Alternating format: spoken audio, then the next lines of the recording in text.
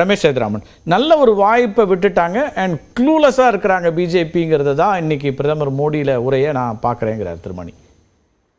இல்ல அது அவருடைய வியூ. ஆனா நான் எப்படி பாக்குறேன்னா அவங்களுக்கு ஒரு ஸ்ட்ராட்டஜி இருக்கு. அந்த ஸ்ட்ராட்டஜிங்கிறது முதல்ல சொல்லணும்னா இப்போ எங்களுக்கு திமுகவை நோக்கி எதிர்த்து அரசியல் செய்யணும். அதனாலதான் அவங்க அதிமுகவை விமர்சிக்க மாட்டேங்கிறாங்க அப்படிங்கறது நாங்க பாக்குறோம். காரணம் என்னன்னாக்க இப்போ அதிமுகவோட வியூ அந்த பல விவாதத்தை தொடர்ந்து சொல்லிக் கொண்டிருக்கிறது. அதிமுகவோட வியூ என்னன்னா நாங்க தான் டிஎம்கேக்கு ஆல்டர்னேட்டிவ், அதனால எங்க எனர்ஜியை ஃபுல்லா அவங்கள நோக்கி சேனலைஸ் பண்றோம் அப்படிங்கிற முறையிலையும் இப்ப பாஜக ரெண்டு பேருமே அதான் சொல்றாங்க, திமுகவும் அதான் அதுதான் இல்ல அதுதான் இல்ல அதுதான் இப்போ அந்த மாதிரியான ஒரு செட் நரேட்டிவ தெளிவா செட் பண்றாங்க ஒரு பக்கம். இதுக்கு முன்னாடி என்னன்னா திமுக அதன் கூட்டணிகள் ரொம்ப தெளிவா சொல்லிட்டு இருந்தாங்க, நீங்க மாநில நலனை விட்டுட்டீங்க மதவாத பாஜக அப்படிலாம் சொல்லும் போது ஏடிஎம்கே yielded to it. அந்த பிரஷருக்கு என்ன பண்ணிட்டாங்க அவங்க, அதனாலே என்ன பண்ணாங்க வெளில போனாங்க. அது மட்டும் இல்லாமல் இப்போ எங்களுக்கு சிறுபான்மை வாக்கெல்லாம் வேணுங்கிற ஆஸ்பெக்ட் எஸ்டிபிஐ போன்ற கட்சிகள் எல்லாம் அவங்களோட அதுதான் திரு மணி என்ன சொல்றாருன்னா அதெல்லாம் பின்னாடி அவங்க சொல்லக்கூடிய பொலிட்டிக்கல் ரீசன்ஸ். ஆனா இந்த முறிவுக்கு என்ன காரணம் அப்படிங்கிறார். நல்ல இருந்த கூட்டணி அவர் இன்னொரு ஒப்பீடு சொல்றாரு 2014-19 ரெண்டுலயுமே அல்லது ஈவன் 2004 இருந்தே சொல்றாரு. அப்ப பிஜேபிக்கு தமிழ்நாடுங்கிறது ஒரு சேலஞ்சிங் ஸ்டேட்டா இருக்கும்போது அதை குறைந்தபட்சம் இந்த முறை மாற்றி இருக்க முடியும் அல்லது வெற்றியில ஒரு பங்கு எடுத்திருக்க முடியும்னா அதை விட்டுட்டாங்க அப்படிங்கறத அவர் ஒரு விமர்சனமா முன்வைக்கிறார். அது டெஃபினட்டா பார்ட்லி அக்ரியபிள். ஆனா அது அதான் சொல்றேன், இந்த ஸ்ட்ராட்டஜி ஆஸ்பெக்ட்ல நீங்க பாத்தீங்கன்னாக்கா அது எதனாலங்கிறதான் இப்ப நான் விளக்கி கொண்டிருக்கேன். முதல்ல இப்ப பார்ட்லி அக்ரியபிள் நம்ம மேம்போக்க பார்த்தோம்னாக்கா ஓகே இவங்க இணைந்து பயணிச்சிருக்கலாம், நிச்சயமா அது ஒரு பெரும் அட்வான்டேஜா இவங்களுக்கு இருக்கும், எஸ்பெஷலி இந்த டிஎம்கே ஆன்டி இன்க்ளூமென்சி செட்டா இருக்கிற இந்த ஸ்டேஜ்ல அப்படிங்கறதுல மாற்று கருத்து இல்லை. ஆனா இன்னொரு பக்கம் 10 ஆண்டுகளுக்கு ஆன்டி இன்கம்பன்ஸே இருக்காதா? ஒரே ஒரு ஆன்டி இன்கம்பன்ஸை மட்டுமே பேசிட்டு இருக்கோம். இல்ல அதுதான் நான் திரும்ப திரும்ப சொல்றேன். ஏடிஎம்கே அந்த அட்வான்டேஜ் எடுக்க முடியும், 2 ஆன்டி இன்கம்பன்சி எங்களுக்கு வரும்னு சொல்லலாம். பட் நான் பிஜேபி அப்படி சொல்ல முடியாது. இல்ல அதுதான் சொல்றேன், எல்லாத்துக்குமே ஸ்ட்ராட்டஜி தான். நான் இதை எதையுமே புறம் தள்ள முடியாது. இப்போ பாஜகவுக்கு நீங்க எப்படி பாக்குறீங்கன்னாக்கா ஒரு பக்கம் ஆன்டி இன்குமென்சி இருக்கும், அதையும் மீறி உங்களுடைய வாக்கு சதவீதத்தை எப்படி தக்க வச்சுக்கிறீங்கிறது ஒண்ணு. ரெண்டாவது புதிதாக வரக்கூடிய வாக்காளர்களை நீங்க எப்படி கவர்றீங்க, அதாவது 18 ஏதாவது லாஸ்ட் 2-3 இயர்ஸ் அந்த 18 ஏஜை டச் பண்ணவங்க, இந்த மாதிரியாக பல விஷயங்கள் இருக்கு. 20 லட்சம் ஓட்டு தானே புதுசா வர முடியும். இளைஞர்கள் ஓட்டு கடந்த தேர்தலுக்கு இந்த ஒரு வருஷத்துக்கு 10 லட்சம் பேர் இல்ல 11 லட்சம் பேர் அப்படின்னு எடுத்துட்டோம்னா ஒரு 15 கூட வச்சுக்கோங்க. 10ஆம் கிளாஸ் முடிக்கிற கணக்கு 12ஆம் கிளாஸ் முடிக்கிற ஒரு சில ஆயிரம் இல்ல நம்ம ஒரு சில கான்ஸ்டிடியூன்சி எல்லாம் சில ஆயிரம் ஓட்டுகள்ல நிர்ணயிக்கிறது பாக்குறோம் இல்லையா? அதனால அது இருக்கு. ஆனா இல்ல இன்னொரு பக்கத்துல நீங்க முக்கியமான ஒரு விஷயத்த பாத்தீங்கன்னாக்க பாஜக என்ன நினைக்கிறாங்கன்னா இந்த இதுல எவ்வளவு நாள் தான் நம்ம கூட்டணின்னு சொல்லிக்கொண்டே இது இருக்க போறோம், ஒரு கூட்டணியின் தலைமை அதிமுக அப்படின்னு சொல்லாம தங்களுடைய growth அதை எப்படி எஸ்டாப்ளிஷ் பண்றது. ஒரு உதாரணத்துக்கு நான் சொல்றேன், வெஸ்ட் பெங்கால் இருக்கு. வெஸ்ட் பெங்கால்ல அவங்க ஒரு முன்னெடுத்து அக்ரெசிவா பாலிடிக்ஸ் பண்ணி போனதுனாலதான் அவங்க ஒரு வளர்ச்சியை சந்திக்க முடிஞ்சதுங்கிறத பார்க்கணும். இப்ப நீங்க கேரளா எடுத்துங்க, உங்களுக்கு வேணா எம்பிசி இல்ல அப்படிங்கிற மாதிரி எல்லாம் நீங்க சொல்லலாம், ஆனா வாக்கு சதவீதம் எந்த அளவுக்கு வளர்ந்திருக்குங்கிற ஒரு பாயிண்ட் இருக்கு இல்லையா? அது ரொம்ப முக்கியம். ஆரம்பத்துல இருந்து ஒரு விஷயத்தை கவனிச்சீங்கன்னா திமுக கூட்டணி எத்தனை இடங்களை கைப்பற்றுவோம், 40க்கு 40ன்றாங்க. நீங்க ஆரம்பத்துல இருந்து என்ன சொல்றீங்கன்னா எவ்வளவு வாக்கு சதவீதம்னு சொல்றோம். தேர்தலில் வெற்றி முக்கியம் இல்லையா? திரு மணி என்ன சொல்றாரு, ரொம்ப நாளைக்கு அப்புறம் இங்க தமிழ்நாட்டில் பிரேக் பண்ணிருக்க முடியும், அவங்களுக்கு ஒரு ஸ்பேஸ் உருவாக்கி இருக்க முடியும், அதை கெடுத்துட்டாங்க அப்படிங்கிறாரு. இல்ல அதுதான் நான் சொன்னேன், பார்ட்லி அக்ரியபிள். ஆனா அவங்களுடைய ஸ்ட்ராட்டஜி தொலைநோக்கு பார்வையோட பண்றாங்க. அதனால இன்னைக்கு ஷார்ட் டேர்ம் கெயினை பத்தி அவங்க போக்கஸ் பண்ணலன்னு பாக்குறேன். அதிமுகவும் என்னன்னா தங்களை ஒரு இதான் சொன்ன அவங்க டிஎம்கே அவங்களோட கூட்டணி அவங்க வைத்த நரேட்டிவுக்கு அவங்க வழியாயிட்டாங்க. அந்த ஆஸ்பெக்ட்ல அவங்க சரி இந்த பக்கம் சரி தொடர்ந்து பயணிக்க வேண்டாம்ங்கிற ஆஸ்பெக்ட்ல பண்ணாங்க. இன்னொரு பக்கம் பாஜக என்ன நிலைப்பாடு எடுக்குதுன்னா நம்ம அதிமுக ஒரு பக்கம் இருந்தா கூட நம்ம திமுகவை இப்போ எதிர்க்கிறது மூலமும் அதுவும் தனியாக எதிர்ப்பதன் மூலமாக நம்மளுடைய வாக்கு சதவீதம், நீங்க சொன்ன வாக்கு சதவீதம் சொல்றோம், அதுதான் அடுத்தது வெற்றிக்கு கொண்டு போய் சேர்க்குங்கிற ஒரு பாயிண்ட் இருக்கு இல்லையா? ஜெயலலிதா அவர்களும் எம்ஜிஆர் அவர்களும் தேவைப்படுறாங்க. இல்ல அது எங்க அதுக்காக நீங்க ஒருத்தர் வந்து நீங்க வந்து நரேட்டிவ வந்து தப்பா தான் சொல்லிதான் வந்து வாக்கு நீங்க கேட்கணும் அப்படிங்கிற உரிமை இருக்கு, மாற்று கருத்தே இல்ல. அதை புரிஞ்சுக்க தான் விரும்புறோம். அது வியூகம் அப்படின்னா வியூகம்னு புரிஞ்சுக்க விரும்புறோம், அவ்வளவுதான். அது பிஜேபிக்கான எல்லா உரிமையும் இருக்கிறது. பிரதமருக்கான வியூகம் என்ன வேணா அவர் வைக்கலாம், வெற்றிக்கான வியூகம்னு. அது வியூகம் தானா நான் கேட்கிறேன்.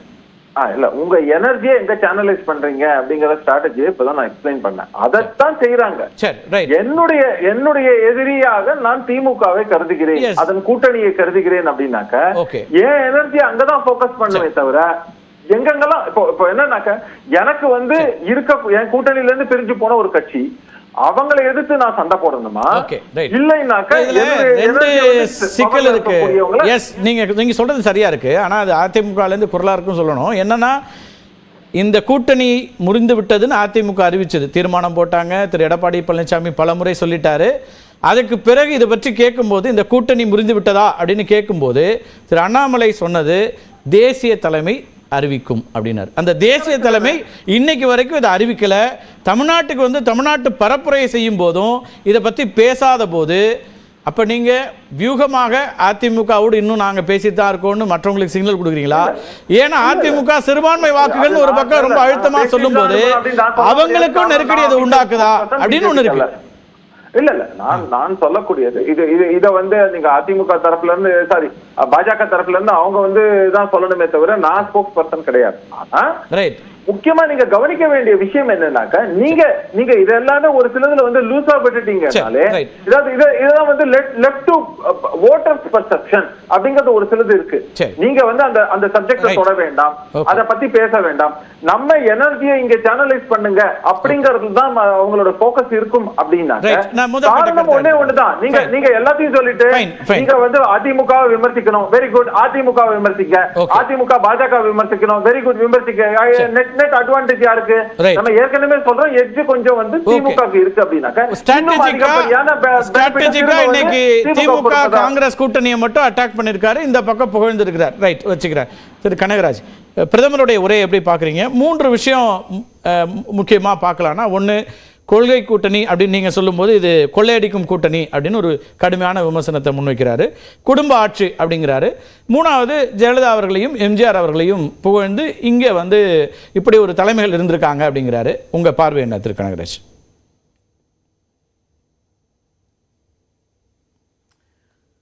இன்னும் வந்து எம்ஜிஆரையும் ஜெயலலிதாவையும் மட்டும் இல்லை, அவங்க வந்து அவங்களுடைய கொள்கைக்கு நேர் எதிர் என்று நினைக்கிறவர்களை கூட வாக்கு கிடைக்கும்னா அதுக்காக தூக்கி கொண்டாடுவாங்க.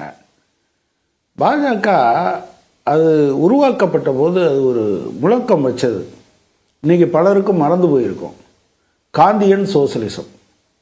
அவங்களுக்கு காந்தியை பிடிக்கவே பிடிக்காது. சோசலிசம் அந்நிய தத்துவம்னு சொல்லுவாங்க. அன்னைக்கு அதுக்கு பிரயோஜனம் இருக்கும்னு நினைச்சு அவங்க காந்தியன் சோசலிசம் தான் வச்சாங்க. எனவே அவங்களுக்கு அதுல இந்த கூச்ச நாச்சம்லாம் எதுவுமே கிடையாது. எனவே அவங்கள நீங்க வந்து பெருசாலாம் நீங்க அவங்க வந்து தேவை ஏற்பட்டால் நீங்க ஒரு நாளைக்கு பாகிஸ்தானுக்கு போன்னு சொல்லுவாங்க. ஆனா ஒரு நாளைக்கு இவர் அது ஏதாவது லாபம் இருக்குன்னு நினைச்சுன்னா நவாஸ் ஷெரீஃப் அம்மாவுக்கு கொண்டு போய் புடவை கொடுத்துட்டு வருவார். இதெல்லாம் சகஜம். நீங்க வேற யாராவது செஞ்சிருந்தா அப்படி பேசுவாங்க. எனவே அவங்க சொல்றதெல்லாம் அப்படியே எல்லாம் நீங்க புரிஞ்சுக்கணும்னு அவசியம் இல்லை. அதைத்தான் நான் சொன்னேன். எங்களுக்கு சோசலிசம்னா பிடிக்காது. காந்திய இந்த கொள்கையை ஏற்றுக்கொண்ட ஒரு ஆள் தான் காந்திய போட்டு தள்ளாரு. இந்த ரெண்டையும் சேர்த்து எங்க தத்துவம்னு சொல்ற அளவுக்கு அவங்களுக்கு முடியுது. அப்புறம் வாரிசு அரசியல். ராமரே வாரிசு தாங்க. ராமர் யாருடைய வாரிசு? அதானங்க கதையே. வாரிசு அரசியல்னு பெருசா பேசிட்டு இருக்காங்க. ராமரும் என்ன தேர்ந்தெடுக்கப்பட்டா வந்தாரு, வாரிசுல தான் வந்தாரு. எனவே அவருக்கு கடையில விக்கிற பொருள் எதுவும் இல்லாததுனால இந்த பொருளை வித்துக்கிட்டு அலைகிறாரு அவரு. சார், அது மன்னராட்சி காலத்தை நீங்க ஏன் தூக்கிட்டு அலைகிறீங்க நீங்க? அப்ப மன்னராட்சி காலம்னா அப்ப இருந்தத அப்ப ராமராஜ்யம் நீங்க சொல்றது மன்னராட்சியை தான் சொல்றீங்களான்னு கேட்கிறேன் நான். அப்போ உங்களுக்கு நீங்க ராமராஜ்யம் சொல்லும் போது மன்னர் ஆட்சியை பத்தி தான் சொல்றீங்களா? அதுதான் உங்களுக்கு இலக்குன்னா நீங்க வந்து வாரிசு அரசியல் தானே பேசணும். அடுத்து 3வது, அதாவது கொள்ளை கூட்டம். நான் என்ன கேட்கிறேன், ஒரு 5 பேர் கொண்ட பெஞ்ச். இது கொள்ளையடிக்கிறதுக்கு தாங்க. குவிட் ப்ரோக்கோன்னா என்னது? பொது சொத்தை எடுத்து தனியாருக்கு கொடுத்துட்டு இந்த பக்கம் இவங்க எலக்டோரல் பாண்டு மூலம் வாங்கிக்கிட்டாங்கன்னு சொன்னாங்க பார்த்தீங்களா? அதுதான் இவங்க கொள்ளை கூட்டம் என்று யார் சர்டிஃபை பண்ணியிருக்கா? உச்சநீதிமன்றம் சர்டிஃபை பண்ணியிருக்கு. நான் உங்கள்கிட்ட கேட்குறேன், இந்த நாட்டில் இருக்க மக்கள்கிட்ட எல்லாம் இது பொது நிதி அரசுக்கு வரப்போகுது, பிஎம் கேர்ஸ்னு அதுக்கு பேர். எனவே நீங்கள் ஒன்றிய அரசு ஊழியர்கள் கொடுங்க, இந்தியா முழுவதும் இருக்கக்கூடிய IAS IPS ஆஃபீஸர் கொடுங்க, ஒன்றிய பொதுத்துறை நிறுவனங்கள் கொடுங்க, அப்புறம் நீங்கள் சிஎஸ்ஆர் ஃபண்டில் கார்ப்பரேட் சோசியல் ரெஸ்பான்சிபிலிட்டியிலிருந்து இதுக்கு ஃபண்டை கொடுத்தீங்கன்னா உங்களுக்கு வரி விலக்கு உண்டு. அதில் முதலமைச்சர் நிவாரண நிதிக்கு கொடுத்தா கூட கிடையாதுன்னு சொல்லிட்டு அந்த ஃபண்டை வாங்கி வச்சுக்கிட்டு அதுக்கு கணக்கு சொல்ல மாட்டேன்னு சொல்றதாங்க லூட்டிங். உண்மையான லூட்டிங் உங்கள் கண்ணு முன்னால் இருக்குது. அதாவது இது யார் வச்சுக்கணுங்கிறது விடுங்க, ஆனால் பொதுமக்கள்கிட்ட தானே வாங்கினீங்க, அது கணக்கு காமிக்கணும்ல. அதை காட்ட மாட்டேன்னு சொல்கிறவரை என்ன சொல்கிறது? They are the master லூட்டர்ஸ். ஆக்சுவலாக அவங்க இதை மறைக்கிறதுக்காக அப்படி போகும்போதெல்லாம் இவர் லூட்டர் அவர் லூட்டர்னு சொல்லிட்டு இருக்காங்க. 93 எம்எல்ஏக்களை இன்னும் சொல்றதுன்னா அவங்க இந்தியாவுடைய சொத்தை லூட் பண்றவங்க மட்டும் இல்ல, டெமோக்ரஸியை லூட் பண்ணவங்க.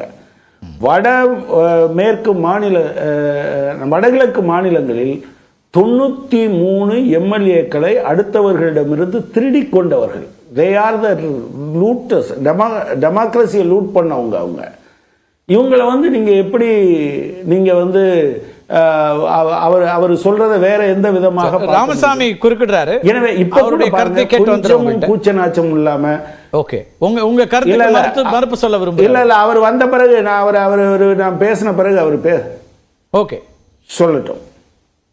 என்ன ராமசாமி சொல்லுங்க. எஸ் அண்ணன் கனகராஜ் அவர்கள் பிஎம் கேர்ஸை பத்தி சொன்னாங்க.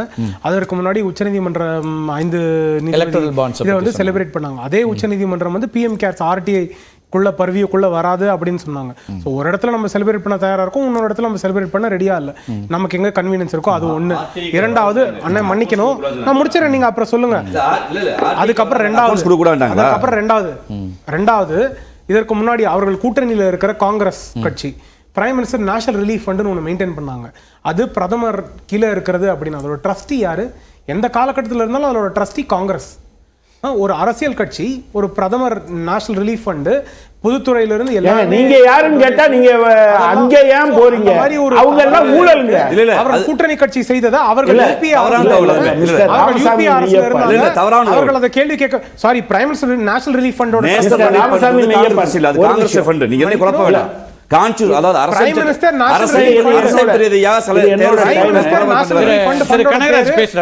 திரு கனகராஜ் நீங்க உங்க கேள்விக்கு தான் அவர் பதில் சொல்றார். திரு கனகராஜ் எஸ். இல்ல இது என்னோட நேரம். அதாவது நான் என்ன கேட்கிறேன்னா, நீங்க ஏன் இதை திருடுனீங்கன்னு கேட்கிறேன். நீங்க என்ன சொல்றீங்கன்னா காங்கிரஸ் காலத்துல திருடுனாங்க, அதைத்தானே நீங்க சொல்லிட்டு இருக்கீங்க. இந்த லூட்டர்னு நீ வார்த்தையை நீங்க யூஸ் பண்றீங்க. நீ ஏன் நீ இப்ப எப்படி லூட்டர்னு சொன்னா இல்ல அப்பெல்லாம் லூட் பண்ணாங்கன்னு ஏன் போறீங்க? ப்ராப்ளம் என்ன? இது யாருடைய உச்சநீதிமன்றம் சொல்லிடுச்சு. இப்ப நீங்க என்ன சொல்றீங்கன்னா பொதுமக்கள்கிட்ட எல்லாம் பணத்தை வாங்கி அதுக்கு கணக்கு கொடுக்க மாட்டேங்கிறது நியாயம்னு சொல்றீங்க. அதானே மிஸ்டர் ராமசாமி மெய்யப்பன்? இல்ல அதாவது பாஜகவினுடைய அது சொல்லல, மன்னிக்கணும், நான் அப்படி சொல்லல. யார்கிட்ட வேணாலும் பணம் வாங்குவேன். இல்ல நான் அது என்னன்னு கேக்குறேன். ஒண்ணும் இல்ல, ரொம்ப தெளிவாக. ஏன்னா அது ஒரு பப்ளிக் ட்ரஸ்ட் கீழ இருக்கு. கணக்கு காட்ட மாட்டோம், அது நியாயம் நீங்க சொல்றீங்க.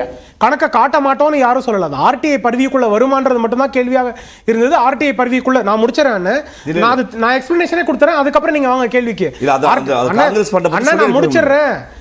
RTI பர்விக்குள்ள வராதுன்றது மட்டும் தான் நீதிமன்றம் டிசைட் பண்ணுச்சு. பப்ளிக் ட்ரஸ்ட் எப்படி அதோட நிதி எப்படி ஸ்பெண்ட் பண்றாங்க அப்படின்றது பப்ளிக் ட்ரஸ்ட் ஆக்ட் கீழ கேட்கலாம். அதற்கான உரிமை இருக்கு. அது மட்டும் இல்லாம அவங்க பப்ளிக் ட்ரஸ்ட்ன்றதால அவங்க டிக்ளரேஷன் பண்ணணும், இன்கம் டாக்ஸ் டிபார்ட்மெண்ட்டுக்கு பண்ணணும், ஆடிட் கமிட்டி ட்ரஸ்ட் ஆக்ட் கீழ அது எல்லாத்துக்கும் பாக்குறதுக்கு. ஒரே ஒரு நிமிஷம் மெய்யப்பன், இதுக்கு சேர்த்து பதில் சொல்லுங்க. இல்ல மெய்யப்பன் ஒரே ஒரு விஷயத்துக்கு பதில் சொல்லுங்க. இந்தியாவுல எந்த பப்ளிக் ட்ரஸ்டுக்கு பப்ளிக் இன்ஃபர்மேஷன் பியூரோ, அதாவது ஒன்றிய அரசினுடைய பப்ளிக் PIB இருக்கு இல்லையா, இந்த கணக்குல இவ்வளவு பணம் செலுத்துங்கள் என்று யாராவது கேட்பாங்களா? நான் என்ன நினைக்கிறேன், நீங்க சொல்லுங்க, நாளைக்கு பிரதமர் அல்லது குடியரசுத் தலைவர் அல்லது உள்துறை அமைச்சர் கசாப்பு கடை அப்படின்னு நான் போட்டா நீங்க அலோவ் பண்ணுவீங்களா? எந்த பப்ளிக் ட்ரஸ்டுக்காவது அப்படி வைக்க முடியுமா? பிரதமர் மதுபான கடை வைக்க முடியுமா? குடியரசுத் தலைவர் கள்ளுக்கடைன்னு வைக்க முடியுமா? இது ஏமாத்துற வேலை இல்லையா?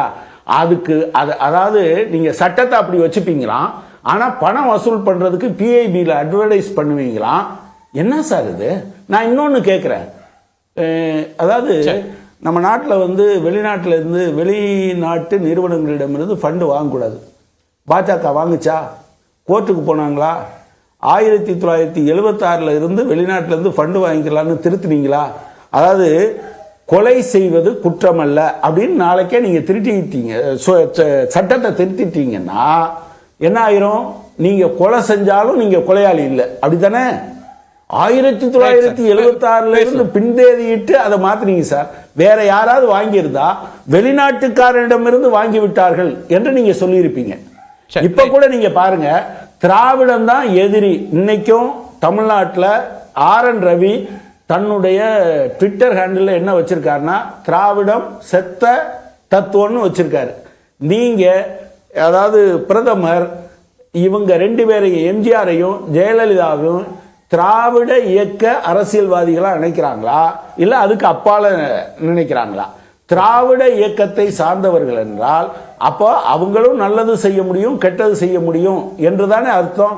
அப்படி வச்சுதானே நீங்க திமுகவையும் பார்க்கணும். திராவிடமே மோசம் அப்படின்னு சொல்லிட்டு அந்த அதனுடைய வாரிசுகள் சொல்ற, இன்னும் சொல்ல போனா நீங்க ரொம்ப வெறுக்கிற அண்ணாதுரை அதன் பேர்ல தான் இவங்க அவர் பேர்ல தான் கட்சியே வச்சிருக்காங்க.